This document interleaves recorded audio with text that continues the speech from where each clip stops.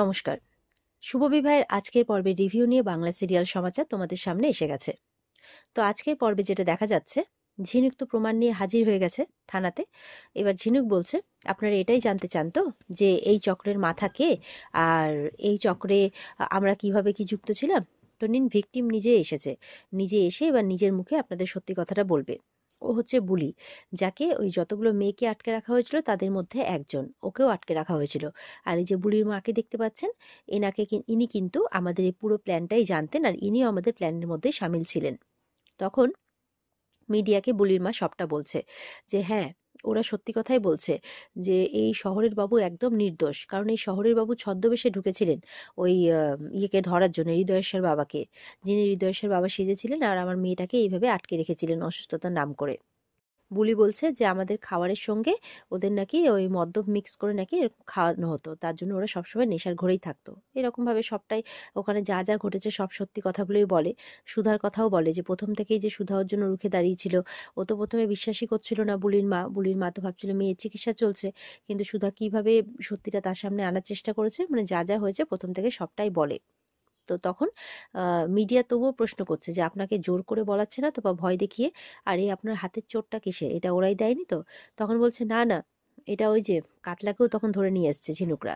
বলছে এই দেখুন, এই আরেকজন, এই কাতলাই হচ্ছে ওনাদের ক্ষতি করার চেষ্টা করছিলেন, মারার চেষ্টা করছিলেন, প্রমাণ লোপাট করার চেষ্টা করছিলেন, কিন্তু আমরা যাই ওনাদের বরঞ্চ বাঁচাতে, আর বাঁচিয়ে এখানে নিয়ে আসি।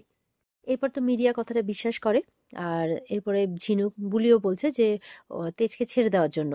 তো এবার বলছে, রণজয় বলছে না না, এটা মিথ্যে কথা, আমি কোনো ইয়েকে চিনি না, সার্থক ইমনকে চিনি না, আর কোনো কাতলাকেও চিনি না, আমি তেজ বসু মল্লিককে চিনি আর ওনার হয়ে কাজ করেছি, এইভাবে বলছে। তখন তেজ বলছে, তুই যতই যা কিছু করে নে, তুই আমার আর আমার পরিবারের কিচ্ছু বিগড়াতে পারবি না।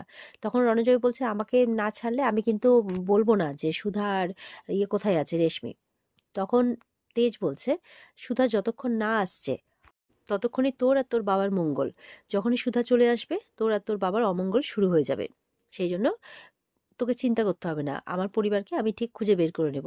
এবার তো রণজয়ের বলার আর মুখই নেই, কি করবে কিচ্ছু বুঝে পাচ্ছে না। আর তেজকে লকআপ থেকে বের করা হয়। জ্যোৎস্না বলছে, যা ভাই, তুই আর সময় নষ্ট করিস না, সুধা আর রেশমিকে বাড়িতে ফিরিয়ে আন। আর ওদিকে সার্থকদের গাড়ি চেক করার পরে সার্থকদের গাড়ি কিন্তু ছেড়ে দেওয়া হয়। পুলিশ ছেড়ে দেয়, ঠিকমতো চেক করে না কিন্তু ছেড়ে দেয়। সার্থকরাও থ্যাংক ইউ জানিয়ে ওখান থেকে বেরিয়ে পড়ে হাসতে হাসতে। ওদিকে দেখা যাচ্ছে তেজদের বাড়িতে সেই পুলিশ খুব অত্যাচার শুরু করেছে। রান্নাঘর থেকে সমস্ত রান্নার খাওয়ার সবজি টবজি সবকিছু মশলাপাতি সবকিছু বের করে নিচ্ছে। আর এদিকে তরিতা বলছে, এটা আপনি কি করছেন বলুন তো, বাচ্চারা কি খাবে, আপনি এতটা মানুষ কি করে হতে পারেন? তখন বলছে, সেটা আপনাদের চালাকি করার আগে মনে ছিল না, এবার আপনারা তার ফল ভোগ করুন। তখন জ্যোৎস্না আসে, এসব কি হচ্ছে, হ্যাঁ, আপনি এসব জোর জুলুম আমাদের উপর করতে পারেন না। তখন বলছে, আপনি চালাকি করার আগে সেটা মনে ছিল না, বলে দেখবেন আমার ভাই সুধাকে রেশমিকে নিয়ে ঠিক এই বাড়িতে ফিরবে, তখন আপনি বুঝতে পারবেন ঠেলা। তরি বলছে, এইভাবে খাওয়ার জিনিস বাইরে নিয়ে যেতে নেই, মা লক্ষ্মী রাগ করেন, আমার মাম্মাম বলেছে। আর ওদিকে দেখা যাচ্ছে যে তেজরা গাড়ি নিয়ে রওনা হয়ে গেছে। তেজ আছে, আশুতোষ বাবু আছে, আছে, ঝিনুক আছে, সমুদ্র আছে। তারা খুঁজতে বেরিয়েছে সুধাদেরকে। তেজ বলছে, আমার মনে হয় বর্ডার এলাকাগুলোকে খোঁজ করলে ভালো হয়, কারণ সার্থক বলছিল বর্ডার এলাকাতে নিয়ে যাবে ওদেরকে, আর ওখান থেকেই পাচার করার ওর একটা প্রোগ্রাম ছিল। তখন আশুতোষ বলছে, ঠিক আছে, তাহলে গাড়িটাকে রাইট টার্ন নিয়ে নাও। তো ওরা ডান দিকে গিয়ে যেখান দিয়ে সার্থকদের গাড়ি ক্রস করেছে সেখানে চেকপোস্টে গেছে। তো ওখানে জিজ্ঞাসা করছে যে কোনো সন্দেহজনক গাড়ি এখান দিয়ে গেছে কিনা। বলছে, না স্যার, যায়নি, তেজ বেকারির গাড়িও কিন্তু এখান দিয়ে গেছে। তখন তেজ বলছে, হ্যাঁ, আমাদের গাড়ি তো যাওয়ার কথা ছিল আজকে। তখন তেজের কাছে একটা ফোন আসে, দাসবাবু ফোন করেছেন। ফোন করে বলছেন যে স্যার, আমাদের মালটা ডেলিভার হতে একটু সময় লাগবে, তার কারণ হাইওয়েতে গাড়িটা পাংচার হয়ে গেছে। তেজ তখন বলছে, হ্যাঁ, তো আমাকে কেন বলছেন এখন এই কথাগুলো? তারপরে হঠাৎ করে তেজের মাথায় আসে, হ্যাঁ, কি বলছেন, গাড়ি পাংচার হয়ে গেছে, তার মানে গাড়ি এখনো বর্ডার এলাকার দিকে আসেনি? বলে, না স্যার, কি করে যাবে, হাইওয়েতেই তো পাংচার হয়ে গেছে। তখন তেজ পুলিশকে বলছে যে আমাদের গাড়ি তো এখান দিয়ে এখনো ক্রসই করেনি, তাহলে ওটা কোন গাড়ি গেল, কি করে তেজ বেকারি গাড়ি যেতে পারে? তখন পুলিশ বলছে, হ্যাঁ, ওখানে তেজ বেকারি বিস্কিট ছিল। তখন তেজরা বুঝতে পারে যে এই নির্ঘাত সার্থকের কাজ, আর ওই কার্টুনগুলোতেই নিশ্চয়ই সুধা আর রেশমি আছে, আমাদেরকে ওদেরকে যে করেই হোক উদ্ধার করতেই হবে। তখন আশুতোষবাবু আশেপাশের যত মানে বাড়ি ঘর গোডাউন ফ্যাক্টরি যা যা আছে বন্ধ পরিত্যক্ত অবস্থায় পড়ে আছে সেগুলো ইনফরমেশন চাইছে পুলিশের কাছে।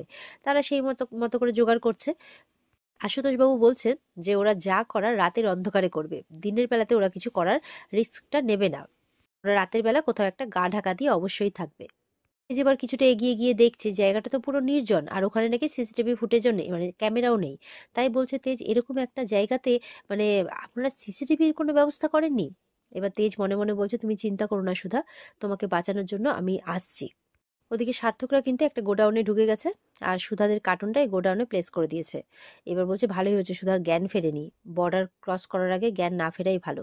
তো সুধা মনে মনে বলছে, তোমাকে আমি জানতেই দেব না যে আমার জ্ঞান ফিরে গেছে। আমাকে জাস্ট কোনোভাবে হাতটা খুলতে হবে, তাহলে আমি এখান থেকে বেরোতে পারবো আর রেশমিকেও বাঁচাতে পারবো। এদিকে দেখা যাচ্ছে সুধা নিজেকে খোলার খুব চেষ্টা করছে, আর সুধা নিজের হাতটা খুলেও ফেলেছে অনেক চেষ্টার পর। তো এবার মুখের বাঁধনটা খোলে। তো মনে মনে বলছে যে এবার তোমাদের আমি পুলিশের হাতে ঠিক ধরাবো, আর মেয়েদেরকে আমি উদ্ধার ঠিক করব। তারপর দেখছে যে তার কার্টুনের মধ্যে একটা ফুটোর মতো আছে, সেই ফুটোটা হাত দিয়ে আরেকটু বড় করে দেয়, আর দেখতে পাচ্ছে যে ইমন আর সার্থক বসে ড্রিঙ্ক করছে। আর ইমন বলছে, আমি আর পারছি না সার্থক, কয়দিন ধরে এত পরিশ্রম গেছে, আর আমি নিতে পারছি না এত ধকল। বলে এতেই হাঁপিয়ে গেলে? আর তো একটা রাতের ব্যাপার, তারপর তো আমাদের হাতে অটোমেটিক্যালি অনেক টাকা চলে আসবে। তখন দেখা যাচ্ছে ওখানে সেই লোকটি এসে হাজির, যে লোকটা রেশমির ঘরে ঢুকেছিল, সুধা যাকে হিট করেছিল, সে সে অলরেডি টাকার ব্যাগ নিয়ে এসে গেছে। বলছে তোমাদের টাকা একদম রেডি, পরে কেন, এখনই পাবে তোমরা টাকা, কিন্তু আমার একটা শর্ত আছে। বলে কি শর্ত? বলছে যে রেশমিকে তো আমার চাই, কিন্তু তার সাথে আমার সুধাময়ীকেও চাই, যে আমাকে হিট করেছিল। বলে হ্যাঁ নিশ্চয়ই, চিন্তা করছেন কেন, সেও রেডি আছে একদম। সুধা এবার এসব দেখে মনে মনে বলছে যে এখানে এই লোকটাও, আমি এখান থেকে বেরোবো কি করে? আর রেশমি বা কোথায় আছে? নিশ্চয়ই আমার মতো এখানেই কোনো কার্টুনে রেশমিও বন্দি আছে, আমাকে এখান থেকে ওকে উদ্ধার করে নিয়ে বেরোতেই হবে, এমনটা ভাবছে। ওদিকে ইমন বলছে, কি ব্যাপার সার্থক, কার্টুনটা খোলা খোলা লাগছে। তখন বলছে ঠিক আছে চলো তো গিয়ে দেখি। এবার কার্টুনটা ওপেন করে দেখে যে না, সুধা ভেতরে মুখ বাঁধা অবস্থাতেই আছে, মানে সুধা আবার আগের মতো পজিশনে এসে দেখাচ্ছে যে অজ্ঞান হয়ে আছে। মনে মনে বলছে, আমি তোমাদেরকে বুঝতেই দেবো না যে আমি অজ্ঞান, মানে আমার জ্ঞান ফিরে গেছে, আমি তোমাদের কথা শুনতে পাচ্ছি। তখন তারা তো তাদের মনের আনন্দে সুধাকে বলছে যে আহ, আর চিন্তা নেই, তুমি এইভাবেই সুখে ঘুমোতে থাকো যত খুশি, যখন চোখ খুলবে তখন দেখবে নিজের জীবনটাই পাল্টে গেছে। এরভাবে বলছে আর হাসছে। তারপর ইমনকে বলছে, নাও তাড়াতাড়ি ওটা সিল করে দাও। আর সার্থক মনে মনে বলছে, হয়তো এই কার্টুনটা নামা ওঠানো করতেই কোনো সময় হয়তো শিল প্যাকটা কেটে গেছে বা খুলে গেছে, এরকমটা মানে সন্দেহ করছে সার্থক। আর সুধা এদিকে ভাবছে যে এখান থেকে বেরোবে কি করে। তবে বলছে যে আজকের রাতটাই তোমাদের শেষ সুখের রাত, কাটিয়ে নাও। তবে আমিও কথা দিচ্ছি, আমি এখান থেকে তো বেরোবই, রেশমিকে নিয়েও বেরোবো, আর তোমাদেরকে পুলিশের হাতে ধরিয়ে দেবো, না হলে আমার নামও সুধাময়ী বসু মল্লিক নয়। এদিকে সুধা মাথা থেকে একটা ক্লিপ নিয়েছে আর কি হাতে, যে এবার কিছু একটা করে এখান থেকে বেরোবে। আর এখানেই কিন্তু আজকের পর্ব শেষ হয়ে যায়। তো এই ছিল আজকের পর্বের রিভিউ। ভালো লেগে থাকলে পর্বকে লাইক কমেন্ট করে জানাতে ভুলবে না, আর আমাদের সাথে জুড়তে চ্যানেলকে সাবস্ক্রাইব করতে ভুলবে না। দেখা হচ্ছে তোমাদের সাথে আগামীকালকে। সবাই খুব ভালো থাকবে। আজকের মতো পর্ব এই পর্যন্তই। টাটা।